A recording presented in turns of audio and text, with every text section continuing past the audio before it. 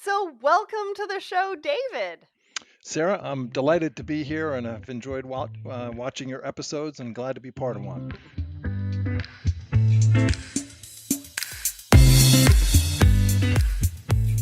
I am so excited to have you here. I mean, your approach, your solutions, your customers. Tools Group really is just an absolute powerhouse. You guys are really driving innovation in strategy and technology, and the impact that you're making across supply chains is huge. So I can't wait to dive in. So let's just do it. All right. Before we talk about what Tools Group is doing now, you have an amazing story and history of innovation. So before we talk about what the company is up to, take us on that journey when Joseph and Eugenio founded Tools Group in 1993. Yeah, fantastic. You know that the journey goes on today, right? Innovation is really part of our company culture. It's one of our core values as a company, and it was really the foundation of the company. Um, Back in the 90s, Fiat had terrible problems with aftermarket service. Hmm. This is a classic business challenge. Expensive parts, slow moving items, don't know when a customer's going to necessarily need one, and their inventory levels got out of control and their service was very poor. And Eugenio Carnaccia organized a group of other MIT graduates at the Draper Labs and got funding from Fiat to do an extraordinary innovation in the use of probabilistic forecasting Hmm. in predicting irregular demand, these types of slow moving things. So it allowed Fiat to target specific service levels they wanted to hit for items that might not sell at all on certain days or certain weeks, but to have absolute certainty on the range of probability, what could happen at what time, and given the service level that they wanted to achieve, target that specifically with the right stock levels of inventory. So it was the first of its kind. Still today, companies use best fit forecasting models, but they're totally inappropriate for slow moving items. And there are issues with high moving as well. But the impact for Fiat was game changing. They got to Mhm. from what was one of the poorest levels of service in the industry to 93%. Wow. Yeah, and that type of movement, going from in the low 70s to 50% in service to 93 has an extraordinary impact on top line revenue because you have the product the customer needs then. They also reduced the inventory by 30%. So that's the Wow. magic balance of hitting service level, but doing it with less working capital, even in a complex selling environment with very unpredictable demand. So this was a point of innovation. Um, Eugenio later met Joe Shamir, who we call Yossi, our CEO, and together they did some of the early work in manufacturing 4.0. And in the process, really discovered that the low hanging fruit, if you will, in manufacturing was supply chain. That was where Uh-huh. the greatest impact could be had at that time. So they focused the whole company around the use of service driven planning in supply chain. And since then, we've continued to innovate. Before it became fashionable, we were using machine learning back in 2010 Wow. to do things like look at external causal factors and to also look at things like new product introduction, where you need to characterize a product that you hadn't sold yet and used its relationship, its correlation to previous product histories that you had based upon how you could categorize it and let the machine learn and do that for you. So that level of innovation continues today. The use of external causals like weather and so forth is very important to companies looking for continuing ways to find signal in outside data to help them plan. Absolutely. And I like the word that you used, probabilistic. I have never even heard that word before, but I really, really like it. And I can see it becoming a buzzword. Yeah, it's not an easy word to pronounce as well, but the point is many companies still today rely on best fit forecast models, right? Hmm. And the way those work, the model being used could change from one day to the next based upon the tournament play to select the best fit model. Probabilistic or stochastic forecasting uses the range of potential events, what could happen, right? And then What a company needs to do is make a decision around what is a reasonable level of service to maintain across all the categories of goods that they sell, all the locations. Right? Inventory is Mhm. not free, right? If inventory was free and lead times were 0 days, you could stock everything for everybody. But that's a put yourself out of business strategy. So Yes. working working with the constraints of the real world of supply chain and the built-in uncertainty, you need an automated engine to optimize towards target service level, and it's probabilistic or stochastic forecasting that makes that possible. Thank you so much for, diving into that word because I'm sure the audience picked up on it as well and was kind of wondering what that meant for them. And that was a great explanation. And so we've heard about your foundation of innovation, but I'm also fascinated by how the Tools Group story has progressed. You say that to be ready for anything, supply chains need to predict, protect, and perform. Can you walk us through what each of those areas look like? Yeah, I'm happy to do that. And the um, the can't you can't make it up story there, that branding, that story line that we put forth was within weeks of the pandemic hitting. So Oh, wow. you can't make that up, but that's exactly what the timing was. But the idea of be ready for anything is to be able to deal with uncertainty in your business. So the first piece of that is to predict the range of possible outcomes, and we do that bottoms up. We look at every SKU, every location, through every point in time historically where the customer has done business, and again get to that range of probability. So we then have something to model towards, and that's where the protect comes in, right? Because when you're driving your business towards service level, right? What is service level, by the way? Let's just stop right there. It's having the product the customer wants when they want it. Okay. So another word for that, just before you go on, would be customer experience, right? The two are tied together through service levels. Yeah. And I was just talking about how companies actually have 13% more revenue when they focus on their supply chains for their customer experience. Just saying. Yeah. Well, we live in the age of a buying community educated by Amazon with Right. same day delivery in some locations, right? Yeah. Um, and many of our customers are working in markets where there's a high degree of available substitutions. Tire Hub, they distribute tires for. They're a startup from Goodyear and Bridgestone with to disintermediate and accelerate the flow of supply.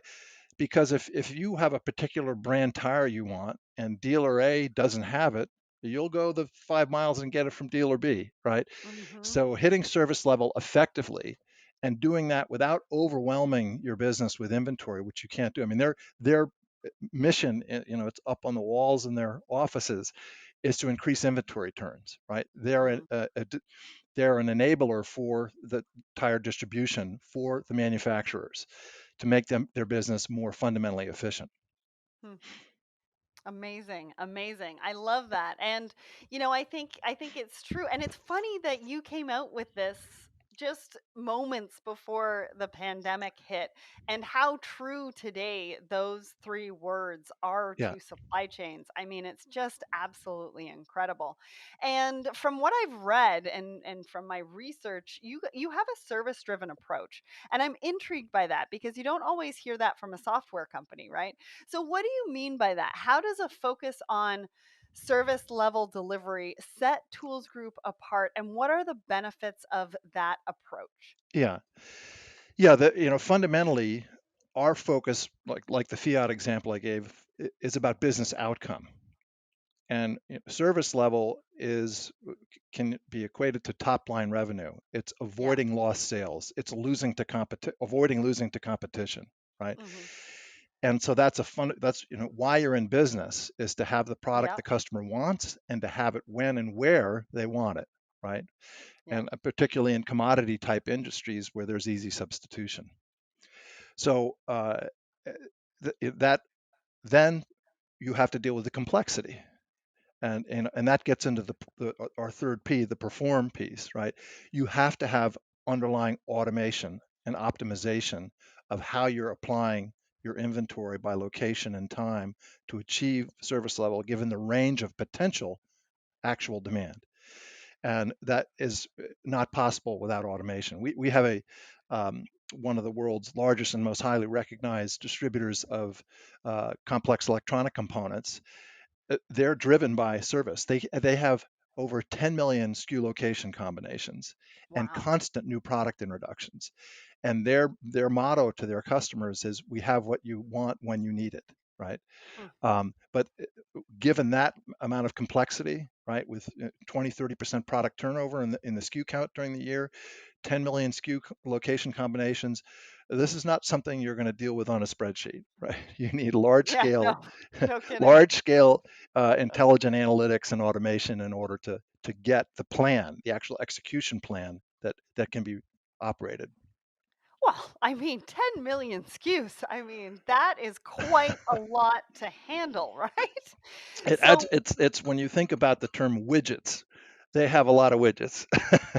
well, and they must have their data house in order because widgets can be spelled all sorts of different ways. And if you don't have one particular way of spelling that widget, then your data house just completely crumbles as well, I would Yeah, assume. yeah, yeah. No, that's a challenge many of our customers face when they start to combine their operations. When we help them deal with that, because many big companies have grown through acquisition, and widget Ah, A is called this in one location, and the same thing is called something else with a different coding someplace else. And being able to normalize and reconcile that so that you can get to a single view of the operating model of inventory is one of the critical challenges that customers face, and we help them through that. absolutely. And it's such a critical piece. I mean, just imagine the spreadsheets that a company might have just because they've called one particular piece or one particular product five different things across five different locations and trying to find that one thing in a spreadsheet. Yeah. I like my eyes cross and I start sweating just thinking about it.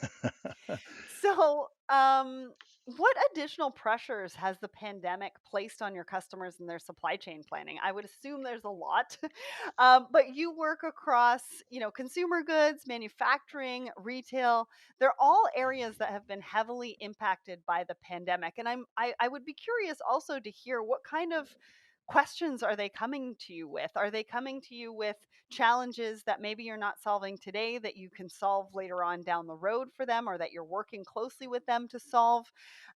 Because also, when we look at manufacturing, people are taking a look at their risks and they're coming up with all sorts of different solutions, right? Sure shoring, near shoring, keeping it where it is. There's all sorts of things that are coming up right Yeah. now. So walk us through that. Yeah. No, terrific. The world's Tom Friedman is going to be a lot less flat now, right? We're Right. back to geopolitical and pandemic and operating supply, offshore logistics issues.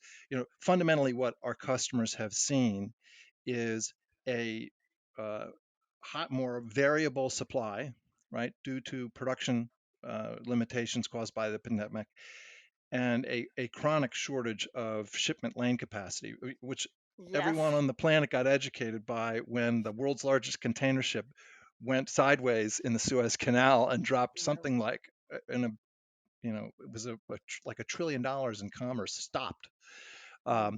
So dealing with that, what that those changes puts even more pressure on having digital transformation in your operating model, right? Because for a couple reasons. Number one is the fundamental thing. You need to be able to get more service with less inventory. You can't just count on having that lane capacity and those Right. containers that you were relying on before. And so getting that mix right so that you're pulling through the products that are going to sell for you the best and at the best possible volumes is making the channel as efficient as possible, right? So it puts even more pressure on that. The other side of this is being able to simulate, right? Because, Yes. to be ready for anything, you have to look at extreme cases and how you would like to have your business set up in doing that. And, that's one thing we've worked on with our customers during the pandemic is to do multiple series of runs within the simulation model to see if the supply constraints, lead times, ship fill rates, and so forth were to change, where would I end up, and what would be the best business outcome I could get if that was to be, right? Yeah. So it takes that type of scenario analysis to get do the intelligent what if, and in order to do that, you have to have a digital model of your supply chain.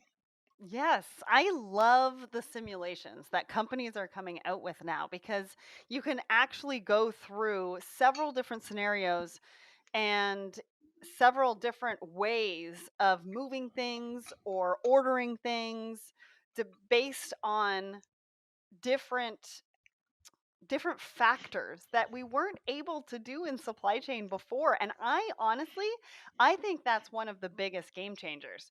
But you're also talking about, because we went from just in time inventory pre pandemic.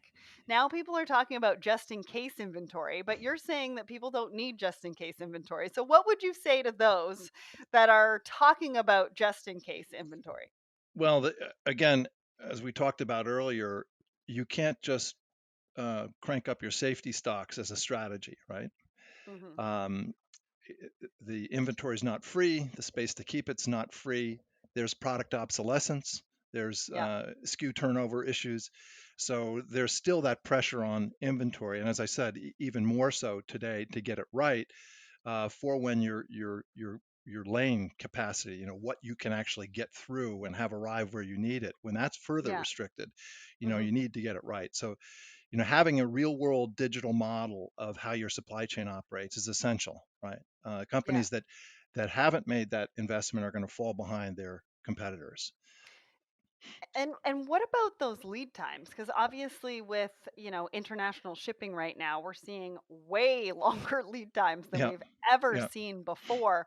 So, what would you tell people or organizations or supply chain professionals that might be looking at the just in case model because they don't know when they can get their next run of inventory in because of all of these challenges? What Yeah. would you say to them?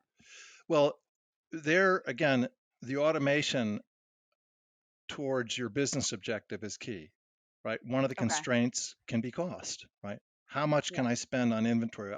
Certain businesses, I gave the Tire Hub example earlier, they have working capital constraints with their covenants with their investors, right? Right. So they can't just throw money at the problem and stock more stuff. I mean, because obviously, if you stock more, it gives you more buffer, right? Yeah.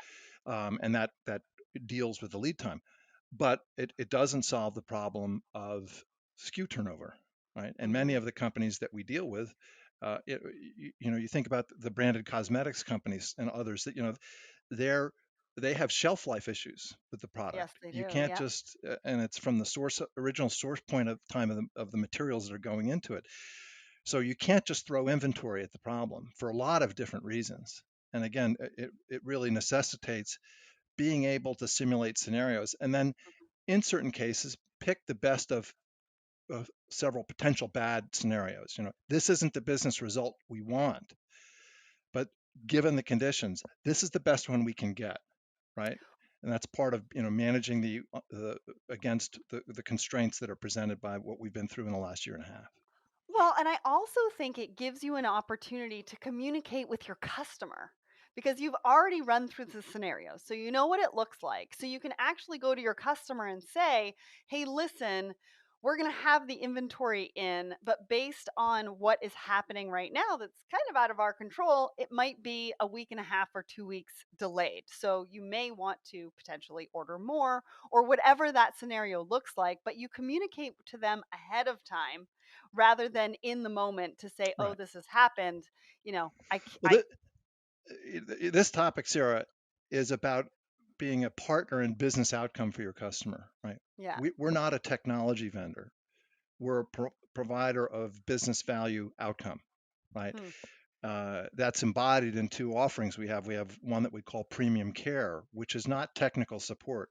It's about how to use the technology to achieve the result that you're looking for, given the constraints that you're faced with, right? And we provide that kind of advisory consulting to our customers. Um, and the other foundation to that is what we call value planning, right? When we, from the day we first start talking to a customer, we focus in on an actual real world business model of what is achievable for them and Hmm. gain agreement on the objectives, the business objectives. What do you want to do with inventory turns? What do you want to do with service level? What does this mean in terms of inventory carrying costs? What are the underlying assumptions validated? So okay, now we have framed a set of business objectives. Then when you get post implementation and go live and you're immersed in using the solution, you can pull that frame back out and say, how are we doing? Right. Why are we not, if we're not getting where we need to, what do we need to adjust to achieve that business issue? And Yeah. again, that gets into the scenario analysis and looking at the new sets of constraints because, the world is not static. As we've seen, a lot changes and you need to recast how you're using your automation, Hmm. given the new constraints you face. Well, and the end goal in mind, and then you work backwards from there, which I love. Right. And, I've been hearing a lot about supply chain digitization and transformation, and you and I have been talking about that today. What does that mean from the Tools Group perspective, and why is that important to customers or maybe organizations that would be looking to Tools Group? Yeah. Well, as we said, it's a really fundamental capital investment, but it has to be specific and targeted, right? The idea, okay, we'll make everything digital. Great, that's a great concept, but companies can't absorb that, right? Right. And you have to decide where you start. And what we like to say with our customers is get the plan right. Okay, start with the right plan that you're going after something that is meaningful, important to your business. There's other things with B2B commerce and supplier visibility and tracking shipments via kites and knowing where everything Right. is all the time. There's a lot of powerful nuance that can be done with digitization. But when we talk about digital transformation with our customers, the starting point is to having the right plan, which is an attainable plan, one that you can achieve and that is optimized towards your business outcomes. Now you can start working in the edges, right? And we do things on the edges with our customers. Where should I build it, right? We have a solution called plant cost optimization that can look at, given the alternative cycles and locations I have to build, where should I build it to meet this demand plan, right? This Right. this production plan. Um, so that as you get the core established, now you can start working on the edge items to really create a new behavior in your network. And that's the customers who have the underlying automation now can look at their supplier covenants, multi-sourcing, how I can do, as you mentioned earlier, potentially look at on-sourcing. Should I make changes to my distribution network? Should I build another warehouse? These are Right. questions that you can answer within the tool, right? Um, Little things, shipping less than truckload to get to a network that's not laid out right costs a lot of money, right? Yeah. So those decisions about how what your logistics or what your actual underlying network looks like and what investments you should make there are the times of things that you earn yourself the time to do when you've got the actual underlying operation automated. Amazing, because that's one thing that supply chain professionals do not have right now is time. And so they definitely need time back in their day to be able to take a look at where their risks are in their supply chains. And that's really, really what you're talking about. So if I'm in the audience and I'm listening to this, who is your ideal client? What do I look like? And what questions am I asking myself to really pick up the phone and give you a call? Well, I've mentioned one of them. I mentioned Tire Hub earlier, and I mentioned without giving their name this very successful complex electronic components distributor. And in both cases, there was senior executive involvement on business objectives, right? In both cases, we had the most highest level executives in the company on the final planning calls before we got to a decision with them, and we now follow up with them. So that executive engagement with clarity on business outcome makes for the best customer for us. Um, you know, the companies that have a high distribution component and inventory cost to their business, uh, the leverage that we give them is substantial. We will go into companies and reduce their inventory costs by 30% in some cases. It's a Wow. huge impact, to the bottom line. Yeah. And moving the dial on service level a few percentage points uh, this has an exponential impact on the top line revenue as Hmm. well. So that all comes from being really clear on what you want to get out of the business and having the executive backing to do it so that you can carry out and on the plan execution and make these kind of higher level decisions that we talked about around network and supplier constraints and alternative supply and these things that are the strategic aspect of running your business and your supply chain. Absolutely. Now, you mentioned the 30% outcome. Now is my favorite part of the show because we get to talk about a case study. So, tell me about a customer. What was the challenge that they came to you with? What was the solution that you provided? And what was the impact or the ROI to their business that was Yeah. achieved? Well, classic example for a couple of reasons is Lennox. Now, you'll know Lennox for home and industrial air Mhm. conditioning and heating equipment. They've been a customer for now over 14 years because Wow. we're fundamental to their business. We're part of their core operating model for their business. And they were expanding, they were changing, moving to a new hub and spoke model. With 55 shipping and 161 selling locations, they had significant turnover in their SKU and product mix, and this represented a great deal of complexity. The other aspect is, as you can imagine, in heating and cooling, their business is very seasonal, right? Right. And very affected by changes in weather patterns and regionally within the country and of course during the year. We've gotten quite an education on weather patterns this year. Um, Yeah. but so we automated their demand planning and the optimization of inventory. And the impact it had for them, and this is stunning, but a 16% service level increase, which Wow. is extraordinary. Is extraordinary. For many businesses are happy with 2 or 3% improvement in service Mhm. level. So this was substantial. And while achieving that, they increased their inventory turns by 25%. Right. So, Huge. what does that mean? That translates into a reduction in the amount of working capital that's consumed in your static inventory, right? And you can take Yeah. that capital and apply it to investing in other aspects of your digital transformation. And they will credit this impact on their business to really increasing their market share as well. So when you deliver better Awesome. service and you get more customers because they know they can rely on you, right? Yeah. Uh, so that critical there, and no doubt the market share increase got them some additional market capitalization as well. So Absolutely. So really big all impact. around, the numbers are up, the executive team is extremely happy, and they've been with you for 14 years. So, Yeah, that just goes to show all on its own. And I'm sure you're solving for business cases with them all the time because you're a partner for them. Like you said, you're not just a technology vendor, you're a partner and working those through with them.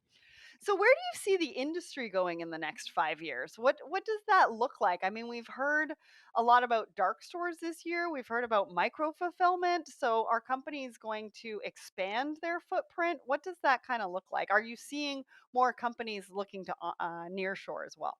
yeah. Well, fundamentally in our language, companies are going to look at changing their network, right?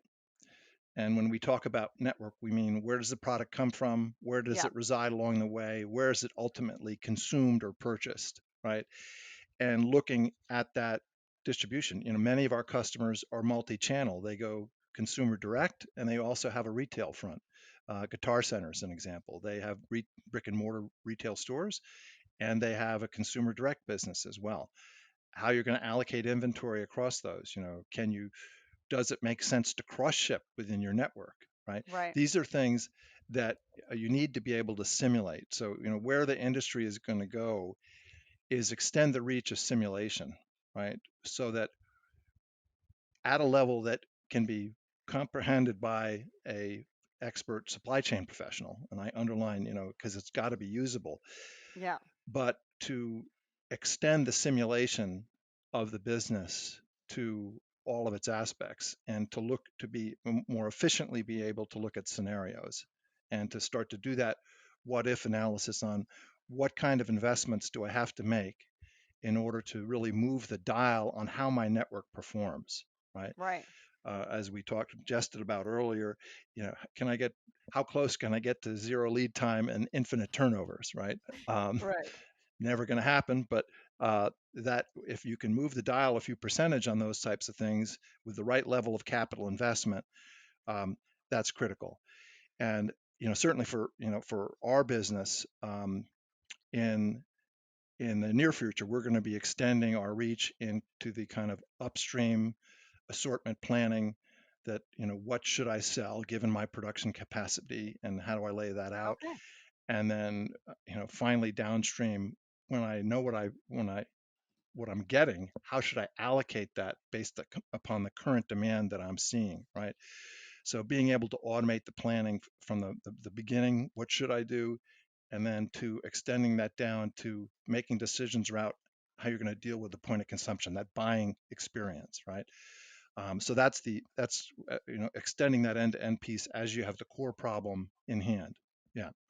Amazing. And I cannot wait to see what that means for your customers and for anybody in the audience, that works with Tools Group in the future. I'm so excited. And, if what Tools Group has achieved so far is any indication, the future is going to be huge. As you say, the world doesn't follow the rules, it never will. And so we need to work on being ready.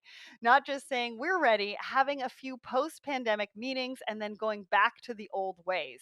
We really need to embrace the change, assess our risk, optimize, automate, and really get proactive. And one of the most important parts of readiness is collaboration. You need a partner like Tools Group on your side so that you can be ready for anything. So, a big thanks to David for joining us today and to Tools Group for making this happen. David, what is the website? Where can people get more information?